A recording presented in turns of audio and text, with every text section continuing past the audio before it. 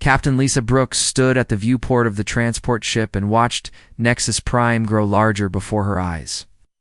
The planet looked peaceful with its blue oceans and white clouds. 3 moons circled around it like silver dots in space. She had seen many worlds during her 10 years with the Earth Defense Corps, but this one felt different.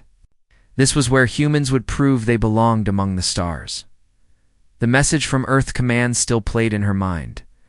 "Brooks, you're going to school," General Carter had said with a smile that didn't reach his eyes. "The aliens think we're ready to learn from them. Show them we have something to teach too." The Galactic Education Council had finally agreed to let humans join their academy system. After 50 years of careful diplomacy, Earth had earned the right to send one representative to Kepler Academy. Lisa wasn't sure why they picked a soldier instead of a scientist, but orders were orders. The transport docked with a soft bump. Lisa grabbed her single bag and walked toward the airlock. The other passengers were aliens from different worlds. They moved away from her with quick, nervous steps. She had gotten used to that reaction over the past week of travel. Nexus Prime's spaceport was bigger than any building Lisa had ever seen. The ceiling stretched so high she couldn't see the top through the floating platforms and flying vehicles. Beings from dozens of different species walked, floated, or slithered through the crowds.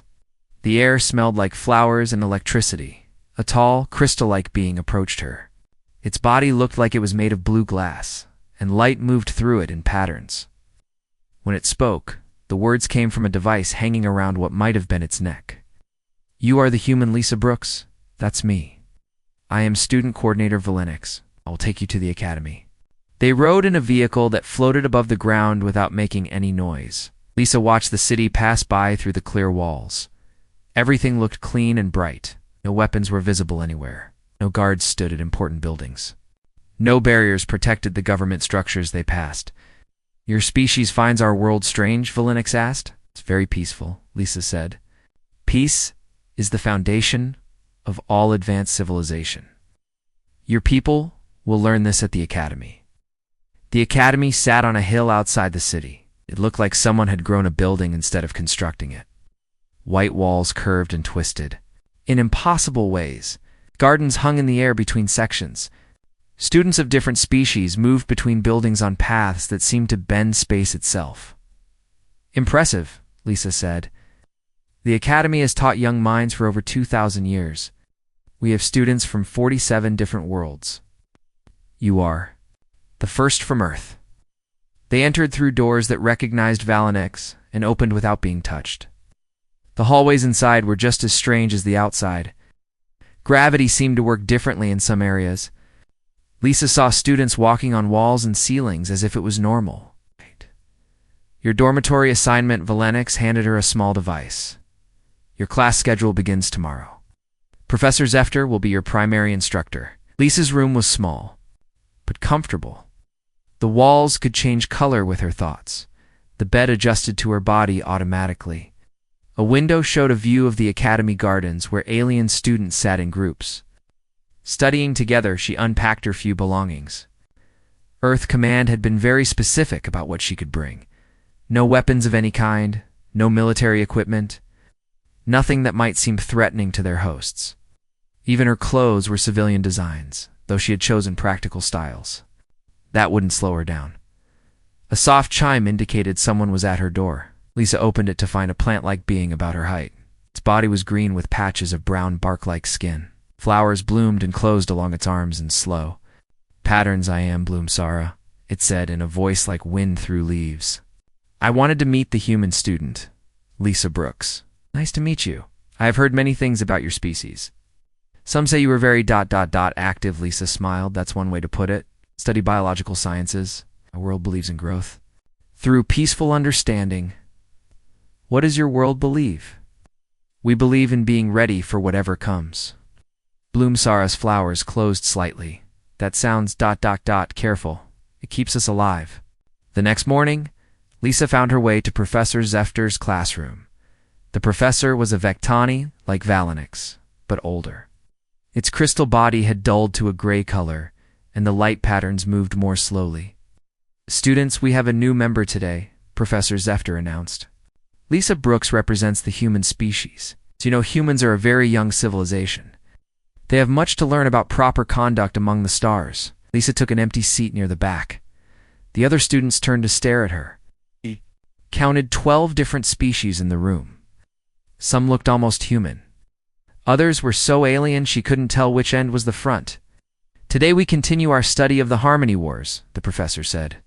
These conflicts, which occurred 800 years ago, show us how advanced civilizations resolve disputes. Who can tell me how the Vectoniflorian trade disagreement was settled? A student that looked like a ball of light raised what might have been a hand. Through economic negotiation and cultural exchange programs. Correct.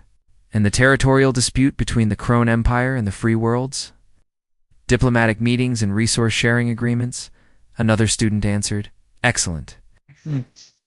Examples prove that violence is never necessary between intelligent species. Rational beings can always find peaceful solutions. Lisa raised her hand. Yes, Miss Brooks. What if one side doesn't want to negotiate? The professor's light patterns flickered. All intelligent beings understand the value of peaceful resolution. But what if they don't?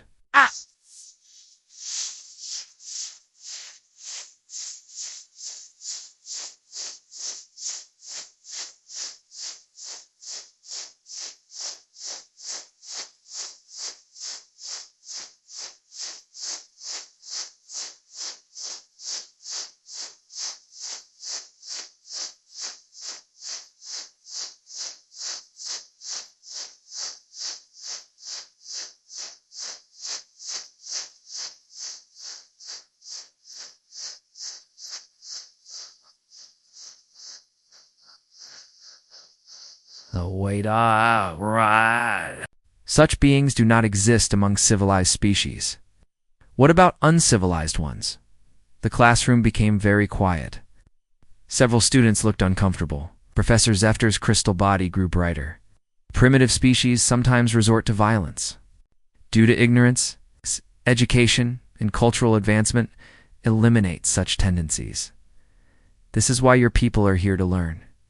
Lisa decided not to push further. She had learned what she needed to know. These people had never faced a real enemy. They lived in a bubble of peace that they believed covered the entire galaxy. After class, a student approached her. It looked like the crystal beings, but smaller and brighter. I am Crixel, it said. Your questions were ... interesting. Just curious about different perspectives.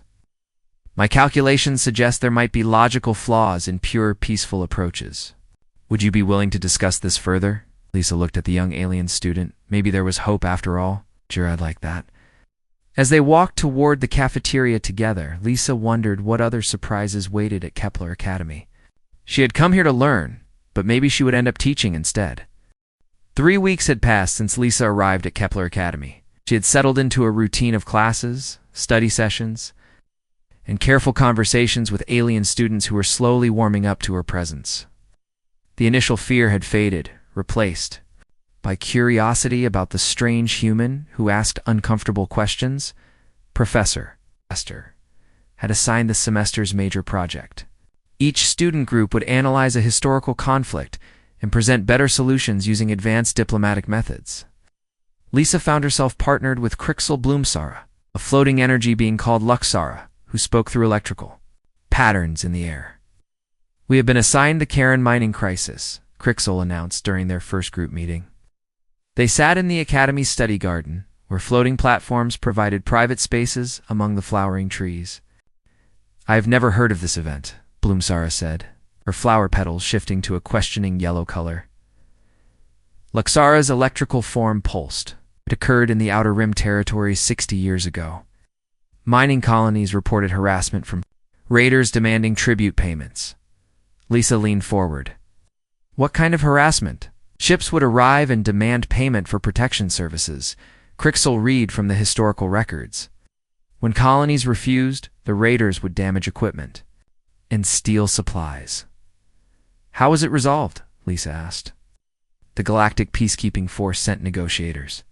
They convinced the raiders to accept legitimate employment with mining companies instead of criminal activities. Very elegant solution. Lisa frowned. That actually worked? Of course, Bloomsara said. When beings understand the benefits of cooperation, they choose peaceful paths. What if the raiders had just taken the jobs and kept raiding on the side? Why would they do that? Luxara's patterns showed confusion. Honest work provides better long-term benefits. Lisa realized she was looking at the problem from a completely different angle. These aliens assumed all beings thought like they. Did they couldn't imagine someone who simply enjoyed taking from others, or who saw peaceful people as easy targets? Let me understand the situation, Lisa said carefully. Armed ships were threatening unarmed miners. The miners had valuable resources, but no way to protect them. And the solution was to trust that the raiders would become honest workers. Trust is the foundation of galactic civilization. Professor Zefter had joined their group without them noticing. Miss Brooks, do you have concerns about this historical solution? I'm wondering about backup plans. What if the negotiation failed? Negotiation does not fail between rational beings. Both sides had clear incentives to cooperate. But what if the raiders weren't rational? What if they preferred taking things to earning them? The professor's crystal body dimmed. You are thinking like a primitive species again, advanced beings. Do not behave in such ways. Have you ever met these raiders? Of course not. This situation was resolved peacefully 60 years ago. After the professor left, Lisa's group continued working. She tried to focus on their assignment, but her military training kept raising questions. The official records showed a clean, simple resolution. Raiders became workers. Everyone was happy. Problem solved. But something felt wrong. Crixel can. You access more detailed records? Ship movements, communication logs, that kind of thing? Why would you need such information? I want to understand what really happened. Crixel's mathematical mind appreciated thoroughness. Within an hour, they had pulled up shipping records, communication transcripts, and economic data from the mining colonies. This is strange, Crixel said, studying the numbers. After the peace agreement, 3 colonies stopped all communications within 2 years. Equipment failures happen, Bloomsara suggested. All 3. And look at this, Lisa pointed to the shipping data. These colonies were sending regular supply shipments to trade stations, then nothing. Luxara's electrical patterns grew agitated. Perhaps they found better trading partners, without telling anyone? Without filing proper departure notices? Group spent the rest of the day digging through records. The more they found, the more questions arose. The peace agreement had been signed with great fanfare. News broadcasts showed happy miners and reformed raiders working together. But 6 months later, several mining operations had simply vanished from galactic communications. Maybe we should ask Professor Zefter about this, Bloomsara said nervously. Let's gather more information first, Lisa suggested. That evening, Lisa sat in her room thinking about what they had discovered. On Earth, when criminals suddenly became cooperative, smart people asked why. When remote settlements went silent, someone investigated. When patterns suggested trouble, you prepared for it here. When the official story said everything was fine, everyone believed it. Questions weren't welcome. Investigations weren't necessary. The peace was assumed. The next day brought disturbing news during Professor Zefter's class. 3 Outer Rim research stations had lost contact with galactic communications. The professor announced this as a minor technical problem that would be resolved soon. How do we know it's technical? Lisa asked. What else could it be? Equipment sabotage? Natural disasters? Hostile actions? Miss Brooks, you seem determined to find conflict where none exists. These are advanced research facilities with excellent security systems and peaceful relations with all local species. What kind of security systems? Access controls, communication protocols, diplomatic immunity certifications. What about physical defenses? Physical defenses against what? We live in a civilized galaxy. After class, Crixel pulled Lisa aside. I have been running calculations on the missing colonies and research stations. The disappearances follow a mathematical pattern. What kind of pattern? They form a progression moving inward from the rim toward populated sectors. If the pattern continues, the next disappearances should occur in the Harmony Station region. When? Within the next 2 months? Lisa felt a chill. Have you told anyone about this? I mentioned it to Professor Zeftar. He said my calculations were based on insufficient data and coincidental correlations. What do you think? Crixel's crystal body flickered with uncertainty. My mathematical training says the pattern is real. My education says I must be wrong. That night, Lisa sent a coded message to Earth Command. She couldn't directly communicate military concerns, but she could request updated information about Outer Rim activities. The response came back within hours. Earth monitoring stations had detected unusual ship movements in the Outer Rim. Several human trading vessels had reported being followed by unknown craft. 2 Earth exploration teams had found mining colonies that appeared to have been abandoned quickly with valuable equipment left behind. Something was happening out there. Something the galactic government either didn't know about or didn't want to admit. Lisa looked out her window at the peaceful academy grounds. Students from dozens of worlds studied together under the gentle light of Nexus Prime's 3 moons. They were learning about cooperation, diplomacy, and peaceful coexistence. None of them were learning how to fight. The next morning brought an announcement that made Lisa's blood run cold. Their class would be taking a field study trip to Harmony Station, one of the galaxy's most successful examples of peaceful cooperation and trade. According to Crixel's calculations, it was exactly where the next disappearance should occur. Harmony Station floated in space like a giant flower made of metal and glass. Its 5 arms stretched out from a central hub, each one housing different sections of the massive trading post. Ships from dozens of worlds docked at the arms while smaller craft moved between them like busy insects. Lisa pressed her face to the transport's viewport as they approached. The station was beautiful, but her military eye saw problems immediately. No defensive weapons were visible anywhere. The docking bays were completely open. Any ship could approach without challenge. Magnificent, is it not? Said proudly. Harmony Station represents everything our civilization has achieved. 50 different species trade here in perfect peace. The transport docked with a gentle bump. Lisa followed her classmates through the airlock into the station's main corridor. The ceiling stretched high above them, filled with floating gardens and art displays. Beings of all shapes and sizes moved through the space, talking, trading, and working together. No security checkpoints, Lisa noticed. Security checkpoints would suggest distrust, the professor replied. Harmony Station operates on the principle of mutual respect. Their guide was a tall, blue-skinned alien named Captain Vexara, who managed station operations. She led them through different sections, explaining how trade agreements worked and how disputes were resolved through discussion and compromise. We have never had a serious conflict in the station's 300-year history, Captain Vexara said, as they toured the Central Command Center. Our success proves that peace is possible when beings choose cooperation over competition. Lisa looked at the command center's displays. They showed ship movements, cargo manifests, and communication channels. Everything looked normal and peaceful, but something felt wrong. Her instincts were screaming danger, though she couldn't identify the source. What happens if someone breaks the rules? Crixel asked. We have discussion meetings with all involved parties. Usually misunderstandings can be resolved through better communication. But what if they refuse to discuss? That has never happened. Bloomsaurus flowers shifted to worried orange. What if someone came here who did not want to trade peacefully? All beings who come here want to trade peacefully. That is why they come. Lisa bit her tongue. The circular reasoning was maddening. These people couldn't imagine anyone with hostile intentions because their entire system assumed good intentions from everyone. The tour continued through the afternoon.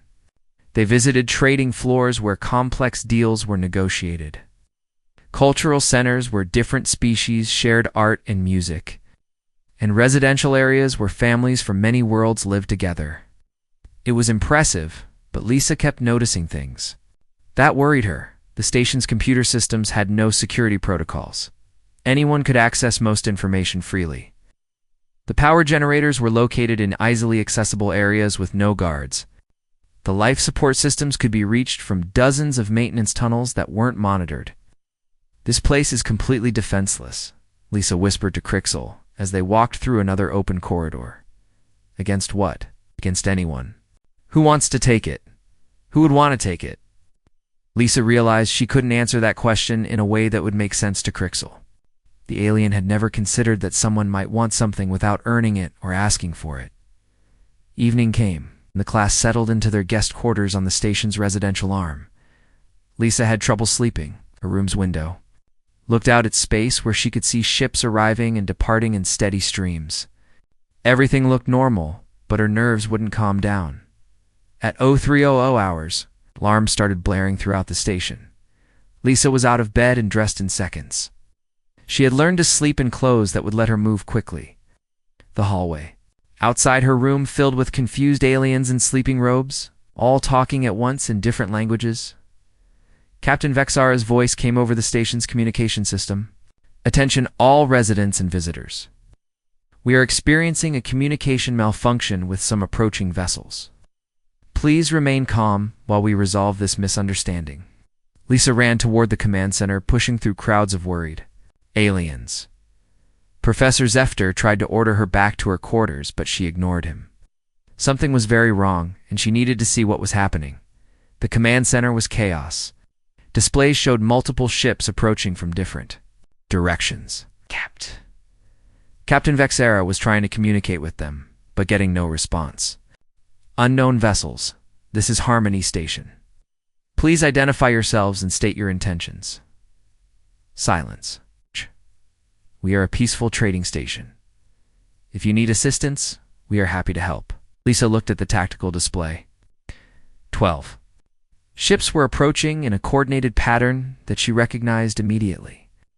It was a military formation designed to surround and control a target. These weren't traders or travelers in distress. Captain Vexara, Lisa said urgently. Those ships are moving in attack formation. Attack formation? What is that? They're positioning themselves to surround the station and cut off escape routes. Why would they want to do that? Before Lisa could answer, one of the approaching ships finally responded to the hails.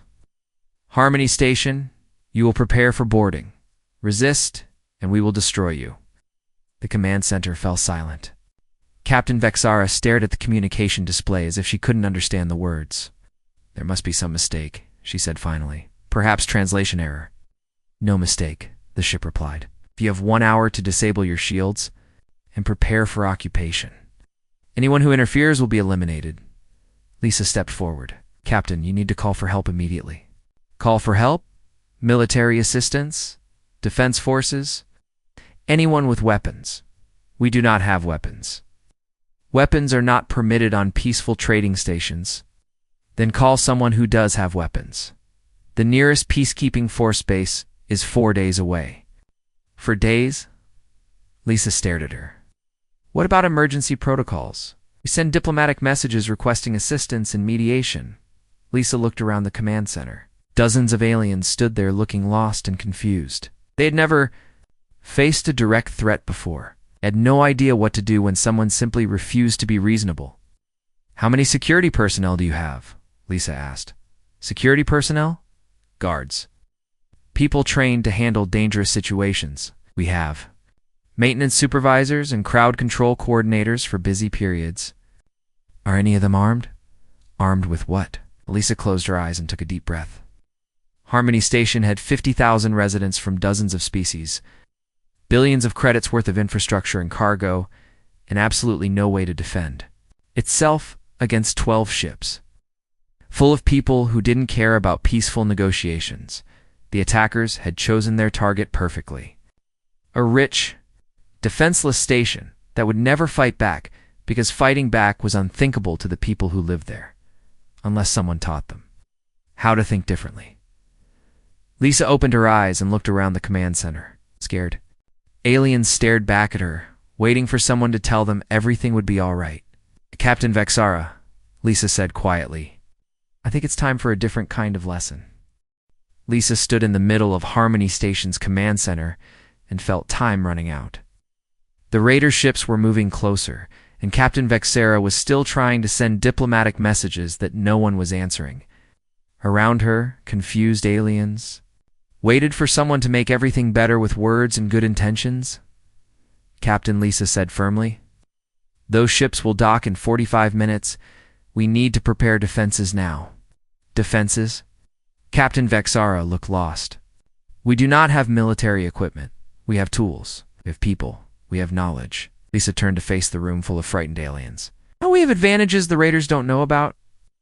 Professor Zefter stepped forward, his crystal body bright with anger. Miss Brooks, you will not turn this peaceful station into a battlefield. We will resolve this through proper diplomatic channels.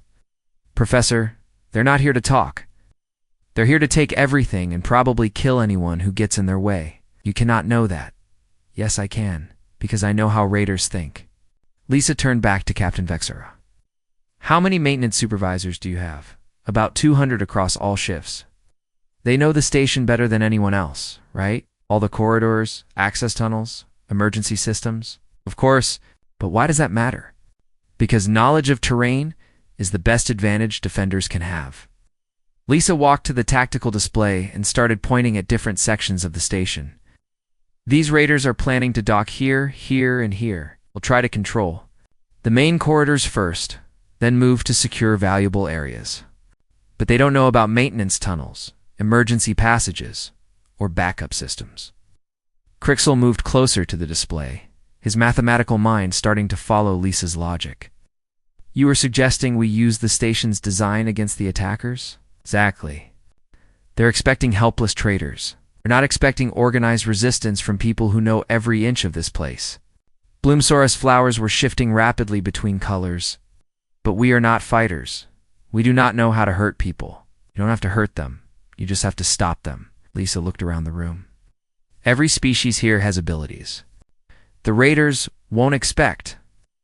Crixel, your people can calculate exact angles and distances, right? Yes. But for construction and engineering, not for ... not for combat. I understand. But the principles are the same. Lisa turned to another alien student. Luxara, your energy form can disrupt electronic systems. It is possible, but I have never tried to damage equipment deliberately. Today you learn. Lisa faced Captain Vexera again. What kind of industrial equipment do you have? Construction tools, mining gear, anything that could be repurposed. We have plasma cutters for ship repairs, gravity manipulators for cargo handling, emergency force field generators, ... Perfect. All of those can be weapons if we use them right. Professor Zefter's crystal body was pulsing with distress. This is madness. Violence will only make the situation worse. Professor, they're already bringing violence here. We can either be victims or we can fight back. Fighting back is not the solution of civilized beings. Lisa turned to face him directly. Sometimes fighting back is the only way civilized beings survive. For a moment, the command center was silent, except for the quiet hum of machinery and the distant sound of alarms. Then Crixel spoke up. Captain Vexara, I can calculate optimal positions for defensive equipment based on the station's layout. If Miss Brooks is correct about raider tactics, we can predict their movements and prepare countermeasures. I can coordinate with other plant-form beings to create barriers using emergency growth protocols, Bloomsara added, her flowers now showing determined blue. Electronic systems throughout the station could be selectively disabled to confuse attackers. Luxara's electrical patterns showed excitement. More voices joined in. Aliens who had never considered fighting began thinking about how their natural abilities could be used for defense. Captain Vexera looked around at her people and made a decision. What do you need us to do? Lisa smiled grimly. First, we evacuate non-essential personnel to the safest areas. Then we turn this trading station into the worst surprise those raiders have ever encountered. The next 30 minutes were controlled chaos.